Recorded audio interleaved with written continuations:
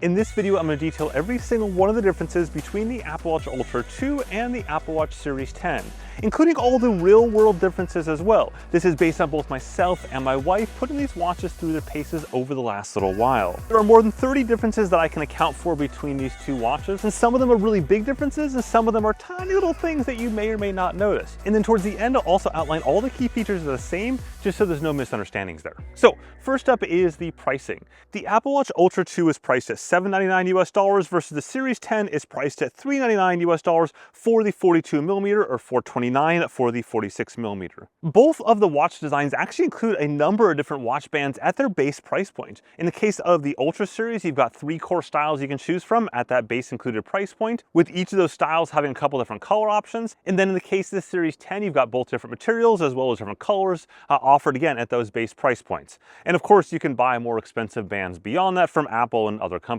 Now, as you probably picked up on the first item, there are 3 different case sizes at play here. The Apple Watch Ultra 2 is a 49mm case size versus the Series 10 comes in both a 42 and a 46mm case size. You're seeing some of these case sizes right now on my wrist as well as my wife's wrists. I don't have a 42mm handy right now to be able to show you that, but I think if you're comparing between the Apple Watch Ultra 2 and the Series 10, you're probably looking at that bigger case size. That's my guess anyways. Now, all editions of the Ultra 2 include cellular built into the watch. You can't buy it without cellular.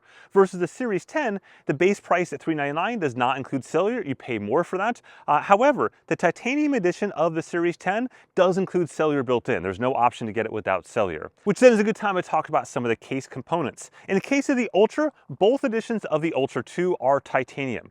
There's the original edition, which is that kind of grayish color, the original titanium, and then there's the new black color, the color that I'm wearing right now. Notably, the new black titanium on the Ultra 2 actually has a DLC finish on the outside, making it substantially stronger and more resistant to scratches. Of course, it's still early days on my wrist in terms of scratches, but I'm really good at scratching watches. Like, that's sort of what I do, not on purpose. I'm not like Jerry Rig everything, but I just happen to accidentally scratch watches really well. In fact, yesterday I actually slipped and dragged this thing on like a concrete pool edge and no scratches so far, so that's positive. Meanwhile, in the Series 10, the default is an aluminum case, but you can pay for the titanium case, which costs a boatload more. So let's look a little more closely at the exterior aspects of these watches, because there are some, well, pretty obvious differences there. Starting off with the Ultra 2, on the left-hand side, there's the action button. We'll get into that in just a second. Instead, when you look at the right-hand side, you'll notice that the button layout is a bit different there in terms of the size of the buttons and how they're protected.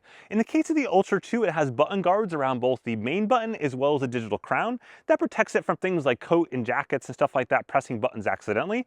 And then you'll notice the Ultra 2 has a much bigger digital crown, which is useful for glove interaction. So if you're underwater with scuba gloves or just, winter skiing and stuff like that with bigger gloves, it does make it a little bit easier to kind of navigate through the menus with that bigger digital crown. Meanwhile, comparing the thinness of the two watches, the Series 10 is the thinnest Apple Watch that Apple has ever made. It's 9.7mm versus 14.4mm for the Ultra 2. Certainly that's a big difference. That's 50% bigger for the Ultra 2, and that's really going to come down to whether or not you want a bigger watch on your wrist. Likewise, I'll put all the weights on the screen right now. You don't want me to read off all those weights. There you go, all on the screen. Now, on the back of the watch, the Ultra Watch 2 has a ceramic and sapphire crystal back case versus the Series 10 has a metal and sapphire crystal back case. Meanwhile, the Ultra 2 has mil-spec standards that it's been validated against versus the Series 10 does not.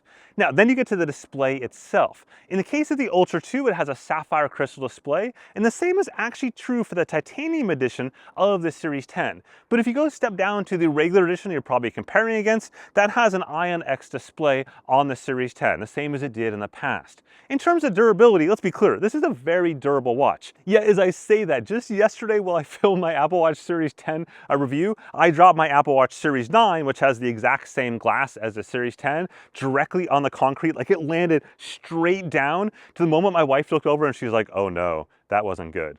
And indeed, it was not good. Not horrific, but you can see basically that little chunk taken out of it, like a divot like you get in a car window taken out of it. It's the first time I've managed to scratch or otherwise impact or hurt an Apple Watch display in, well, 10 years now. So take that for what you want, but I would not overthink the display side of it. And people that know me know that I treat my watches like crap. And if this is the first one I've ever managed to injure, that's actually pretty impressive. Now, speaking of things that would be impressive, it'd be if you could just watch this video to the end. That's the main main thing YouTube cares about these days. It really does help out the video and the channel. You can of course hit like and subscribe, but really just watch the whole video. Now, talking a little bit more about those displays.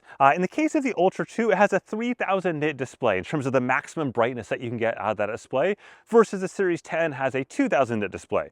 Let's be honest, both of those nit brightnesses are well beyond overkill for even the brightest days out there on the beaches, on the top of mountains. I've done all those things over the last couple years and they are both totally overkill. Many of their competitors have 1000 nit displays, which are perfectly fine for viewing in all those same conditions. Both the Ultra 2 and the Series 10 have a minimum display brightness of 1 nit, so that's mainly used at night to kind of reduce that display brightness. However, the Series 10 does have a nifty little trick, and that'll show the second hand on your watch faces, even in the dim state. So right now it's in the dim state like this. I raise it up, it goes to full brightness state.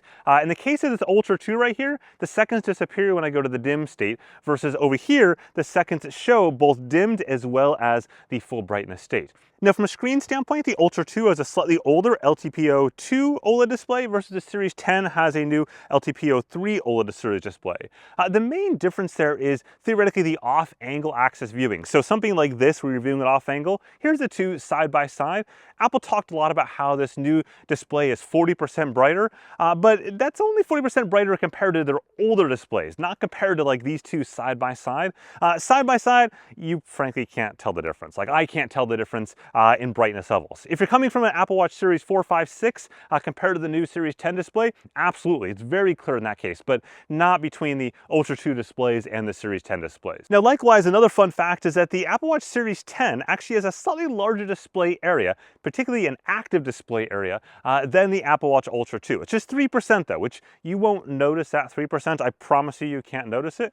What you will notice, what your eye will notice though, is that in the case of the Series 10, it's got that curved glass edges around it that the display kind of like folds into, versus in the case of the Ultra 2, it's totally flat across the top and the titanium bezels around the outside edge protect that display case. Again, very different styles there, but in terms of the display area itself, what you see in the display is basically a wash. Okay, so enough about the materialistic bits, let's talk about some of the goodies internally.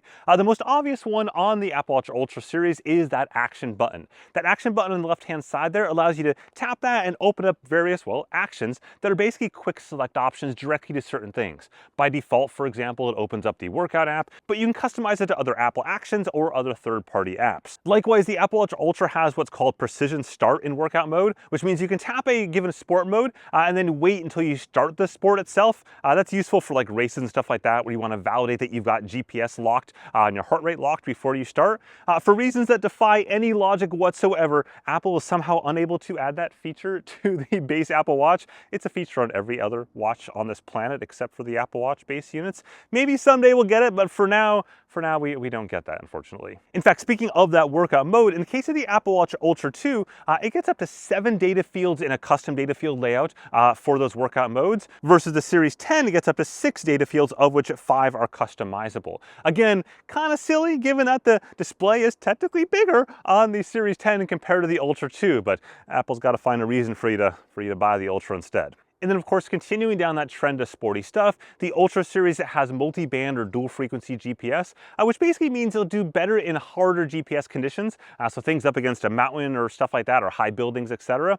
That said, in my testing side by side between these two, in the vast majority of scenarios, there is no difference whatsoever. On Monday, for example, I went out for a run, kind of around some really tall high-rise hotels, and there was no difference between these two side by side from a GPS track standpoint. And I haven't seen any meaningful differences as well, and again, the vast majority of cases between these two watches. Now, rounding out some display stuff here, the Apple Watch Ultra 2 has a couple extra watch faces that are unique, notably the modular watch face. That's something that the Series 10 does not. And then with that, the Apple Watch Ultra 2 also has a night mode for the watch face as well that the Series 10 does not. Okay, so then let's talk about some of the battery bits. Now, from a practical standpoint, the Apple Watch Ultra 2 is going to get you 2 days of battery life, and the Series 10 is going to get you 1 day of battery life. Officially speaking, from a spec standpoint, that is 36 hours and 18 hours of all-day battery life between those two models. But again, real world says 2 days and 1 day. That's usually including, for me anyways, 1 to 2 hours of GPS workout time per day. There's also a low power mode on both watches, getting you 72 hours for the Ultra or 36 hours for the Series 10 in low power mode. That basically just shuts off a bunch of stuff, background things behind the scenes, but the core of the watch is still what you'd expect. For GPS workout time, the Apple Watch Ultra 2 gets 12 hours and then the Series 10 gets 7 hours. In my testing testing of both of them, they actually exceed those specs. Right now, my testing of the Series 10, it's getting about 8 hours of GPS battery time. In the case of the Ultra 2, I've had that upwards of 14 hours of battery time, and that's before we even account for low power mode. You can enable low power mode on both of these watches, but Apple only publishes the specs for the Ultra side of that, and for that it's 17 hours on low power GPS or 35 hours for low power GPS plus fewer readings. So plenty of battery life for most scenarios. Lastly, on the battery aspect, we get to charging. And again, this is an area where the Series 10 actually wins as well. In the case of the Series 10, it can charge up to 80% in a mere 30 minutes. It's super impressive over the last week or so, versus the Apple Watch Ultra takes about an hour to get to that same 80%. But on the bright side, it does last twice as long, so, take that for what you want. Now, we've got a whole bunch of other random hardware bits. And some of these are big ticket items and some of these are just, it's the random bucket of things, okay? The Apple Watch Ultra 2 has its 86 decibel emergency siren. The Series 10 does not. The Apple Watch Ultra 2 has water protection down to 100 meters versus the Series 10 has it to 50 meters, which then gets into the dive bits. So both of these watches have depth gauge, but they are quite different in, well, their specs and implementation and things like that. The Apple Watch Ultra 2 has a depth gauge that's good down to 40 meters or 131 feet, versus the Series 10 has one that's good down to 6 meters or 20 feet. Essentially, the Ultra 2 one is designed for diving, as you probably know, versus the Series 10 one is designed for snorkeling. In the case of the Ultra 2, that depth gauge is actually certified to standards to ensure the safety of all the things around it, versus the Series 10 one being only to 6 meters or 20 feet. They haven't certified that to anything. I've used both the Ultra 2 for diving over the last couple years, as well as used the Series 10 this past week for snorkeling, both myself and my wife. In the case of the Ultra 2, for diving, you're realistically going to need that Oceanic Plus app that's so often talked about. I'll probably do a separate video on that down the road. Versus snorkeling with the Series 10, you can use the base depth gauge app that comes with it just to see how deep you are, but it doesn't really do a good job of tracking that snorkeling session like any other sport would. It's just simply showing you how deep you are at that current moment in time. So you probably also want the Oceanic app for that. Again, I've got a separate video that I'll dive into, no pun intended, all of those differences between the different things over the next week or two. Next in that hardware bucket of randomness, the Ultra 2 has the S9 chipset versus the Series 10 has the S10 chipset. Now, Apple can't really describe any practical differences to consumers between those two, with the exception of one, which I'll get to in just a second. Obviously, we've seen over time the way this works in Apple land in terms of software updates. Right now, there's no practical difference between the Ultra 2 and the Series 10 when it comes to the usage of those chipsets. However, if we fast forward to next year, 2025, and we've got new software versions of watchOS 12, etc., my bet would be there'll probably be some sort of things that are leveraged in that newer S10 chipset that may not be available in the S9 chipset. Again, that's just based on Apple's long history of doing exactly that every single year, where basically things that are a certain cutoff date might get them, but not older stuff. But again, don't ever buy watches on future software update promises, and certainly don't buy them on things that aren't even promised at this point in time. Like, there's no official hints or unofficial hints from Apple on what that might look like a year from now. So I wouldn't overthink that. Buy the watch you need today for what you want today. Still, back to that S10 chipset, there is one thing that it does uniquely on the Series 10, which is around the audio bits. You see, the Ultra 2 actually has 3 microphones in it, and it uses those 3 microphones to essentially cancel out background noise and give you a clearer kind of voice isolation. The Series 10, though, doesn't have 3 microphones. It has 1 microphone, and instead it uses the neural engine in that S10 chipset to do all that voice isolation in the watch itself, as opposed to using the microphones, just like countless other software suites do today on the web or desktop or things like that. From a functional standpoint, they sound effectively the same, just 2 different ways of accomplishing that goal. Meanwhile, the Ultra 2 has 2 speakers in it versus the Series 10 has 1 speaker in it. A redesigned speaker nonetheless, but 1 speaker. Both of them can play music, and playing them side by side here with this decibel meter, they both hit the exact same maximum volume. They sound the same to me in my ears, so I think they're essentially a wash between the two of them. Maybe there's some tiny minutia technical difference there, but real world, both myself and my wife sitting there, we can't tell the difference. They're the same. Which then gets us to all of the things that are the same, because the vast majority of the things are the same on these 2 watches. It's only that 30 plus things that are different. But if you think about all the features in the Apple Watch, we're talking literally thousands of different little features. and most of them are identical. So first up, we're just going to run through these like super fast. They both run watchOS 11, the most current version of watchOS. They both have the new Vitals app. They both have the new Training Load app. They both have the new Tides app.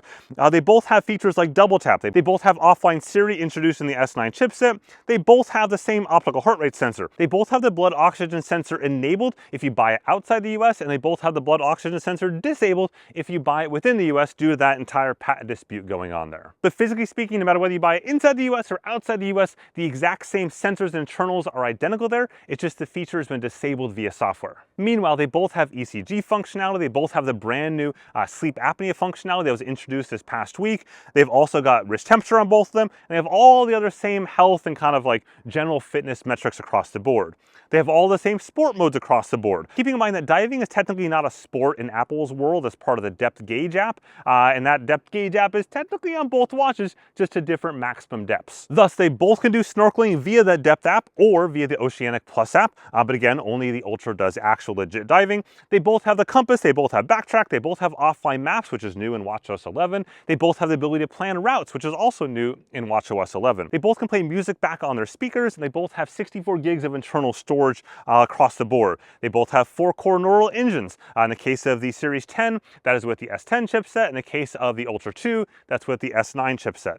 They both have water temperature sensors now, introduced in the Series 10, as well as already there in the Ultra 2. And they both are designed by a company named Apple, which is essentially everything you could possibly want to know about the differences between those two watches, except for perhaps which one I prefer. And my preference is the Ultra, mainly for the battery life, just so I don't feel like I'm charging it every day. That's really like the core difference there.